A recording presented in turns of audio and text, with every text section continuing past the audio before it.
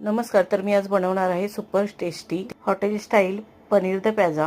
Pan मध्ये तेल गरम करून त्यामध्ये राई, जिरं आणि मसाला घालून घ्यायचा. त्यामध्ये कांदा, शिमला मिरची आणि पनीर 2 मिनिटं फ्राय करून घ्यायचं. कढईमध्ये तूप आणि तेल गरम करून त्यामध्ये चिरलेली मिरची, आलं, लसूण घालून घेतली. त्यानंतर 2 उभे चिरलेले कांदे घालून घेतले. कांदे लालसर होईपर्यंत परतून घ्यायचे आणि मसाले घालून घ्यायचे. मसाले परतल्यानंतर थोडं पाणी घालायचं. परत एकदा 2 मिनिटं परतून घ्यायचं. 2 टोमॅटोची प्युरी घालून घ्यायची आणि 3-4 मिनिटं झाकण ठेवायचं. मी इथे पाव किलो दही घेतलं. त्यामध्ये 1 चमचा मालवणी मसाला, 1 चमचा गरम मसाला, हल्दी पावडर आणि 1 चमचा चिकन मसाला घालून मिक्स करायचं आणि तयार केलेल्या ग्रेव्हीमध्ये घालायचं. वरून थोडीशी क्रीम घालायची आणि फ्राय केलेल्या भाज्या घालून घ्यायच्या.